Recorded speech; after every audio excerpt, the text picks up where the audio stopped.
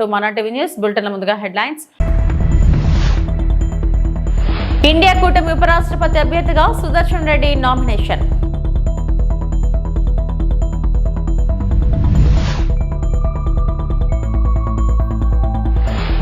నేడు AP cabinet భేటీ, కీలక అంశాలపై చర్చ.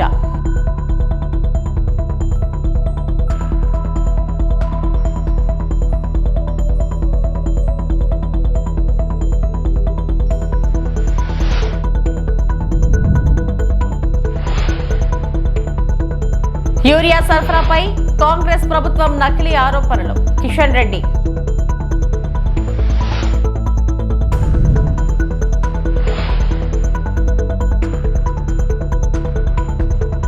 రష్యా నుంచి చమురు కొనుగోలు కారణం చూపి భారత్పై అమెరికా అధ్యక్షుడు డొనాల్డ్ ట్రంప్ భారీ సుంకాలు విధించిన విషయం తెలిసిందే.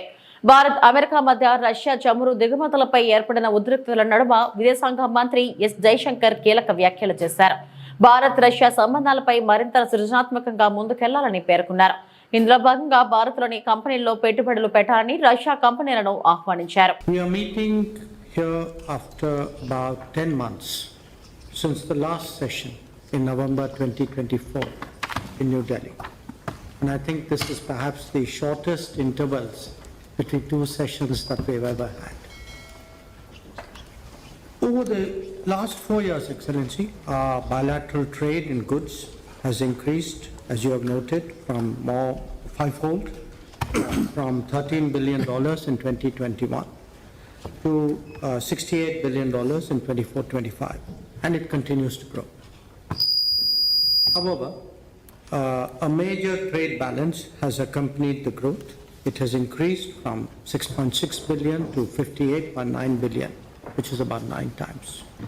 So we need to address that urgently.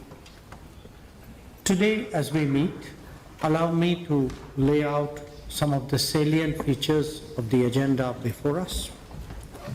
Addressing tariff and non-tariff trade barriers, removing bottlenecks in logistics, promoting connectivity through the international North-South transport corridor, the Northern Sea Route, and the Chennai-Vladivostok corridor, affecting payment mechanisms smoothly, timely finalization and execution of the program of economic cooperation till 2030, the early conclusion of the India-Eurasian Economic Union FTA, whose terms of reference were finalized today, and regular interaction between the businesses of the two countries. These are among the key elements. విపక్ష India కూటమి ఉపరాష్ట్రపతి అభ్యర్థిగా supreme court మాజీ న్యాయమూర్తి justice B Sudarshan Reddy nomination దాఖలు చేశారు. Nomination కు ఇవాళ చివరి తేదీ కావడంతో కాంగ్రెస్ అగ్రనేతల సమక్షంలో తన నామినేషన్ పత్రాలను రిటర్నింగ్ అధికారికి సమర్పించారు. నామినేషన్ కార్యక్రమానికి కాంగ్రెస్ చీఫ్ మల్లికార్జున ఖర్గే, సోనియా గాంధీ, రాహుల్ గాంధీ సహా పలువురు ఇండియా కూటమి నేతలు హాజరయ్యారు. బి సుదర్శన్ రెడ్డి నామినేషన్ ను బలపరుస్తూ సోనియా సహా 20 మంది ఎంపీలు సంతకాలు చేశారు.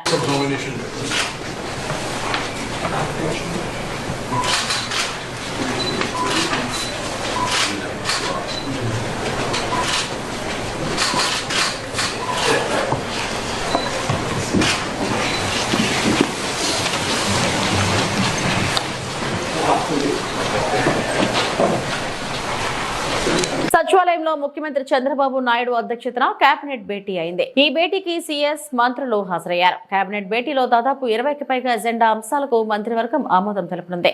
AP circular economy, waste recycling policy 2025-30పై చర్చించి నిర్ణయం తీసుకోనున్నట్లు సమాచారం.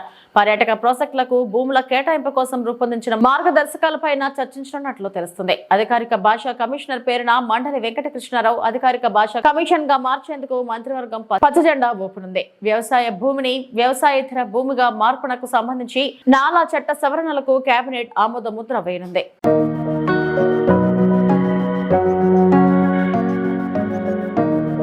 యూరియా సరఫరాపై రాష్ట్ర ప్రభుత్వం తప్పుడు ప్రచారం చేయడం తగదని కేంద్ర మంత్రి కిషన్ రెడ్డి సూచించారు. రైతుల్లో అపోహలు సృష్టించడం మాని సరైన రీతిలో యూరియా పంపిణీ చేయాలన్నారు. రాష్ట్ర రైతాంగాన్ని గందరగోళానికి గురి చేయొద్దన్నారు. ప్రభుత్వాలను కాపాడే రాజకీయ నేతలు, పార్టీలకు నైతిక విలువలు అవసరమన్న కిషన్ రెడ్డి నైతిక విలువలు పెరగడం కోసమే లోక్సభలో బిల్లు పెట్టామని వ్యాఖ్యానించారు.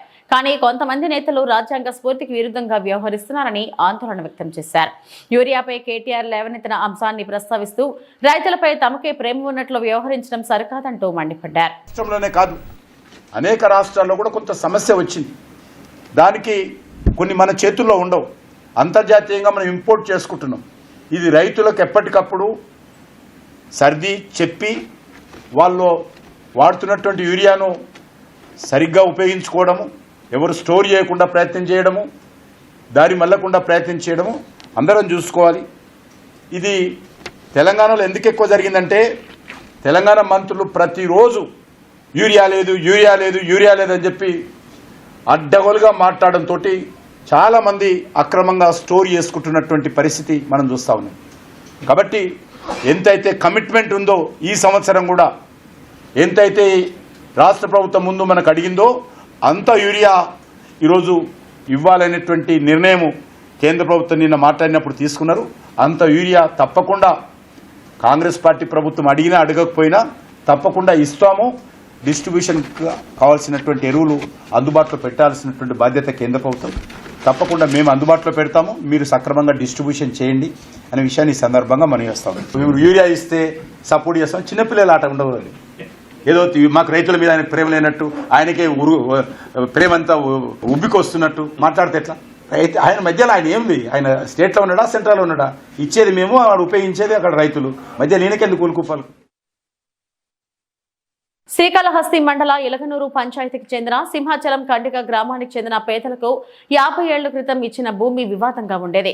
అటవీ శాఖకు సంబంధించిన వివాదం కొనసాగుతూ ఉండేది. 1970లో వాళ్లకి రిజర్వ్ ఫారెస్ట్ లో పట్టాలు ఇవ్వడం జరిగింది. 1978లో అప్పుడున్న కలెక్టర్ ఆ పట్టాలను రద్దు చేయడం జరిగిందని ప్రస్తుత కలెక్టర్ వెంకటేశ్వర్లు అన్నారు. పిఆర్ గెస్ట్ హౌస్ నందు జరిగిన ఎమ్మెల్యే సుధీర్ రెడ్డితో పాటు ఆయన మాట్లాడారు. మరొకసారి 1998లో 130 మంది కుటుంబాలకు 1.5 ఎకరం చొప్పున పట్టాలు ఇవ్వడం జరిగిందని, కాలక్రమేణా ఆ అటవీ శాఖ అధికారులు ఆ భూములు రద్దు చేయమని కలెక్టర్కి ఫిర్యాదు ఇచ్చారని అన్నారు. 2014లో కూడా హైకోర్టు ఆ భూములను రిజర్వ్ ఫారెస్ట్ గా గుర్తించిందని, అయినా కూడా ఆ పట్టాలు రద్దు కాకపోవడంతో అటు గ్రామస్తులకు ఇటు అటవీ శాఖ అధికారులకు తరచూ వివాదాలు వస్తూ ఉండేవని అన్నారు. ఆ సమస్యలను పరిష్కరించడం కోసం అక్కడున్న బడుగు బలహీన వర్గాల ఎస్సీ ఎస్టీలకు న్యాయం చేయాలని ఈ రోజు ఎమ్మెల్యే సుధీర్ రెడ్డి నేను కూర్చోవడం జరిగిందని కలెక్టర్ వెంకటేశ్వర్లు తెలిపారు. కలెక్టర్ గారి ఆధ్వర్యంలో కోల ఆనంద్ గారు, నేను, కలెక్టర్ గారు, డిఎఫ్ఓ గారు, ఆర్డీఓ గారు అందరం కూర్చొని ఈ సింహాచలం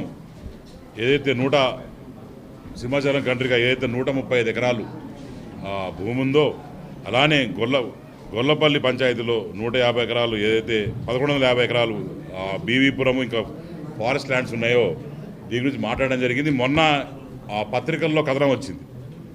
ఏంటంటే దీంట్లో ఏదో పొలిటికల్ ఇన్వాల్వ్మెంట్ ఉంది, దీంట్లో ఎవరో ల్యాండ్ ఏదో తీసుకుంటున్నారని చెప్పి పొలిటికల్గా కొద్దిగా స్టేట్మెంట్ కూడా ఇవ్వడం జరిగింది. దాంట్లో అంతా కూడా అవాస్తవాలు. వాళ్ళు కూడా గ్రామస్తులు రావడం జరిగింది. ఈరోజు కలెక్టర్ గారు మేము కూర్చుని వెంటనే ఇమీడియట్గా దీనికి ఒక సొల్యూషన్ తీసుకొచ్చాం, వాళ్ళతో మాట్లాడాం.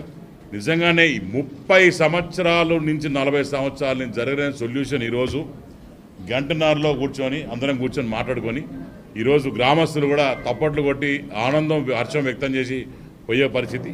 దీంట్లో వాళ్ళకి ఇమీడియట్గా దాంట్లో యూకలిప్టస్ ట్రీస్ ఫారెస్ట్ డిపార్ట్మెంట్లో వేసిన తర్వాత 3 నుంచి 4 సంవత్సరాల తర్వాత వాళ్ళకి సంవత్సరానికి ప్రతి కుటుంబానికి ఒక 30 నుంచి 25 నుంచి 50 వేల మధ్యలో వాళ్ళకి డబ్బులు వస్తాయని చెప్పి మరి చెప్పడం జరిగింది. అలానే వాళ్ళకి 1.5 ఎకరా భూమి పోతుంది కాబట్టి 3 ఎకరాలు అడిగి రిక్వెస్ట్ చేశాను ఎమ్మెల్యేగా.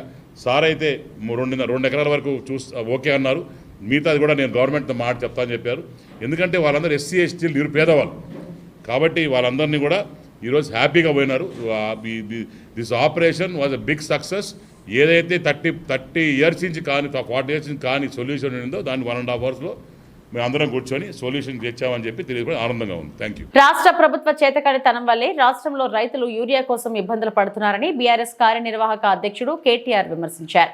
కేసీఆర్ 10 ఏళ్ల పాలనలో ఎన్నడూ యూరియా కొరత రాలేదన్న గులాబీ నేత ముందస్తు ప్రణాళిక ప్రభుత్వానికి చిత్తశుద్ధి లేకపోవడం వల్లే రైతులు అవస్థలు పడుతున్నారని మండిపడ్డారు.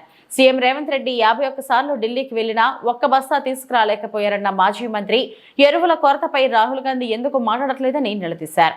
బీజేపీ నేతలు సైతం రైతుల కోసం ఎందుకు ప్రశ్నించట్లేదని విమర్శించారు.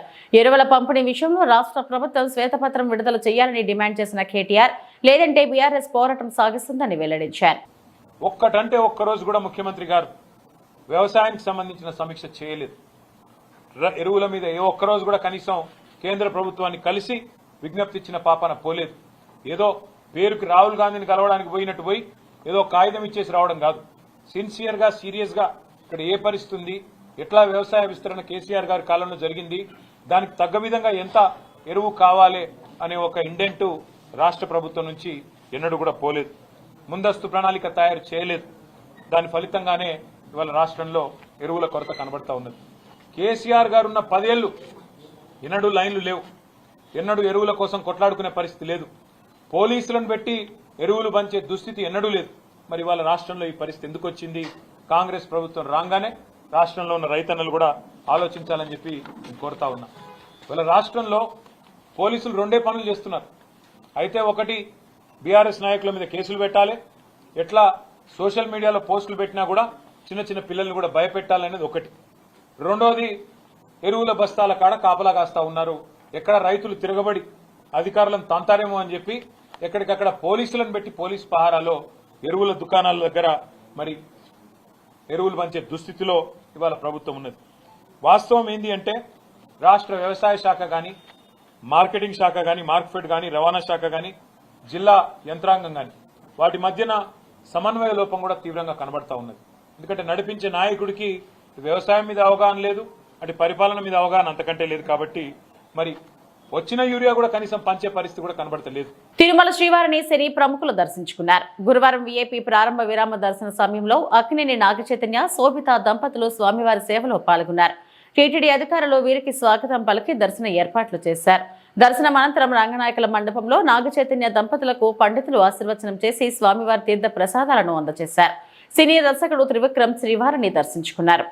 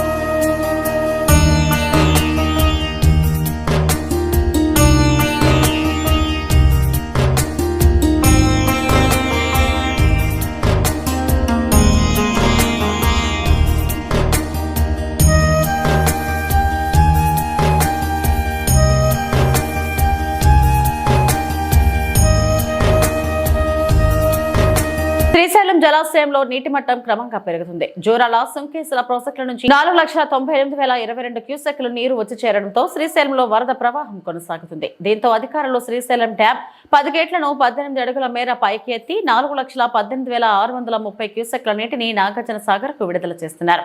పోతిరెడ్డిపాడు హెడ్ రెగ్యులేటర్ నుంచి 30,000 క్యూసెక్లు, ఎడమగట్టు విద్యుత్ కేంద్రం నుంచి 35,315 క్యూసెక్లు, కుడిగట్టు విద్యుత్ కేంద్రం నుంచి 29,595 క్యూసెక్లు విడుదల చేస్తున్నారు. శ్రీశైలం జలాశయం పూర్తిస్థాయి నీటి మట్టం 885 అడుగులు కాగా ప్రస్తుతం 881.60 అడుగులుగా ఉంది. ప్రాజెక్ట్ పూర్తిస్థాయి నీటి నిల్వ సామర్థ్యం 215.80 టీఎంసీలు కాగా ప్రస్తుతం 197.01 టీఎంసీలుగా కొనసాగుతుంది.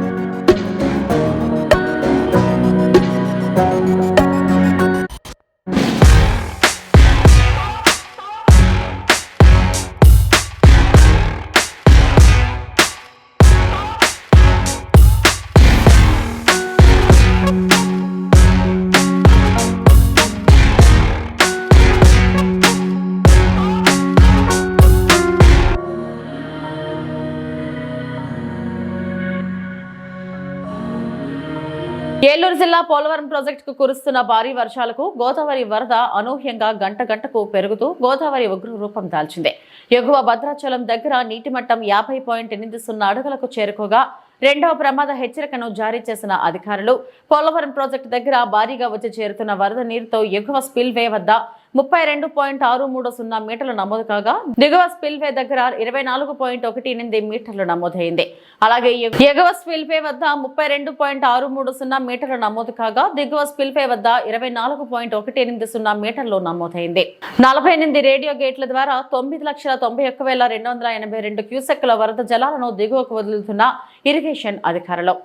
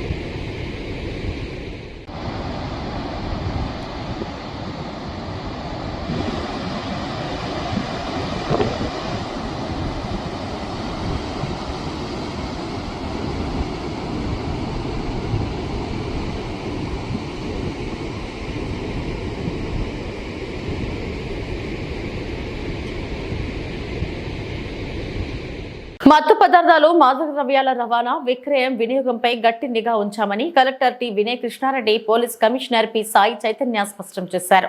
సమీకృత జిల్లా కార్యాలయాల సముదాయంలో కలెక్టర్ అధ్యక్షతన మత్తు పదార్థాల నిరోధక కమిటీ జిల్లా స్థాయి సమావేశం జరిగింది.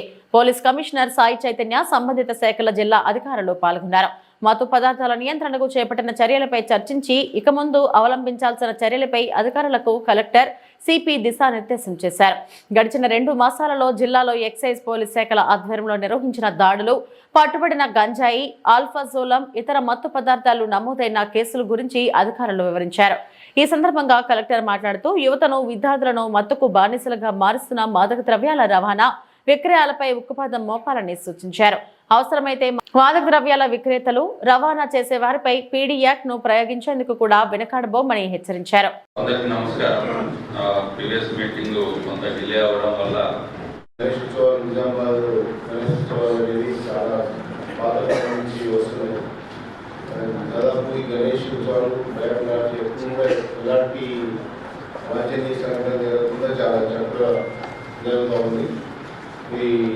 అన్ని వర్గాల నుంచి పెద్ద మనుషులు, తర్వాత వాలంటీర్ ఆర్గనైజేషన్స్ సభ్యులందరూ కూడా భేదభావాలు కూడా చెప్తా ఉన్నారు సార్. అందరూ ప్రభుత్వ అధికారులు కానీ, వాలంటీర్ ఆర్గనైజేషన్స్ కానీ వెళ్తాయి సార్ చాలా విధాలు. ఇది కాకుండా రకం దుబ్బ నుంచి వినాయక్ బావి వరకు వెళ్తాయి సార్.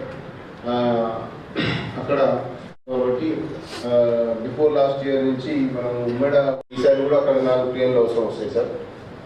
తర్వాత అక్కడ ఒక 45 విగ్రహాలు తప్ప మిగతాన్ని బోధన నుంచి ఇప్పుడు రోడ్డు కూడా బాగా వేశారు ఇక్కడ. కానీ 3 కటింగ్స్ కానీ పార్క్ మా ఎమ్మట గణేష్ మొత్తం నిజామాబాద్ నుండి కొన్ని చిన్న గణపతికి మాత్రం పులాంగ్ చౌరస్తా వరకు వస్తుంటే పోయిన సంవత్సరం మాత్రం పవన్ ట్యాక్సీకి వెళ్ళి వాసర్ పంపించేసారు. గణేష్ రథం వెంబట ఒక్క గణపతి లేకుండే మేము ఇన్ని లక్షల రూపాయలు ఖర్చు పెట్టి మేము ఎందుకు రాదంటే మాకు రిమార్క్ ఎక్కడైనా సరే మీరు చెప్పిన రూట్ లోపల ట్రిమ్మింగ్ చేయాలి. చేస్తారు ఎప్పటి వరకు కంప్లీట్ చేస్తారు? మనకి ఎప్పుడు 6th రోజు నిమజ్జనం. 5th వరకు కాకుంటే 5th మార్నింగ్ వరకు చేస్తారు. ఒక టైం 1 డే క్వశ్చన్ ఉండే ముందే 2-3 days before నైట్ నిమజ్జనం చేస్తారు, కొంతమంది 11th చేస్తారు, సార్వజనిక ఉండేవారు 9th చేస్తారు, కొంతమంది 9th చేస్తారు. అని కొన్ని 9th డే అంటే కొన్ని చేస్తారు సార్. కొన్ని నిజామాబాద్ టౌన్ లో మాత్రము ఓన్లీ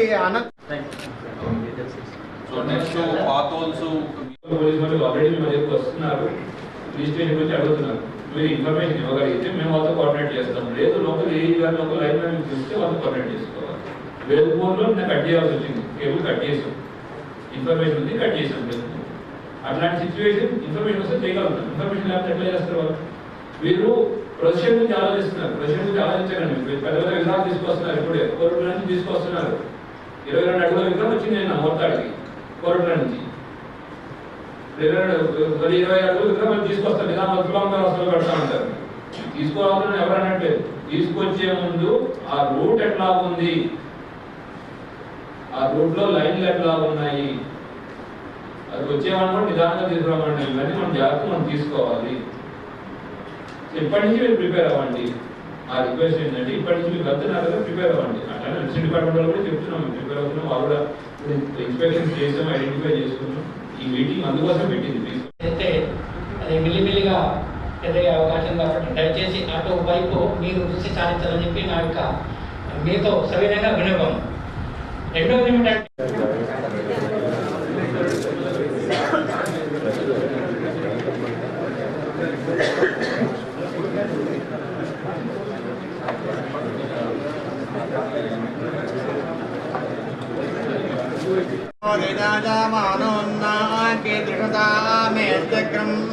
పాగం దేవేభ్యో విదాదాత్యాసరతే దీర్ఘమాయుః.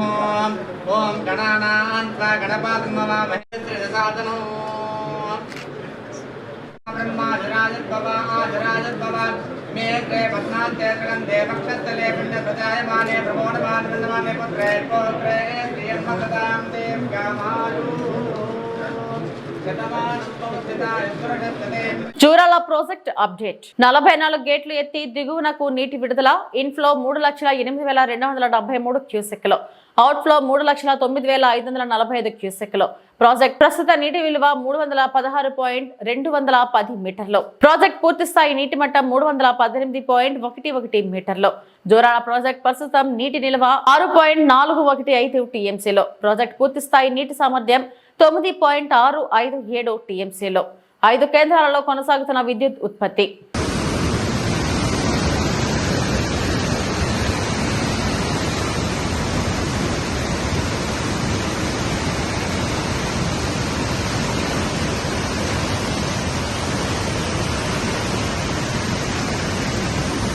ఇవి ఇప్పటివరకు నా బులెటిన్ అప్డేట్స్. నమస్తే.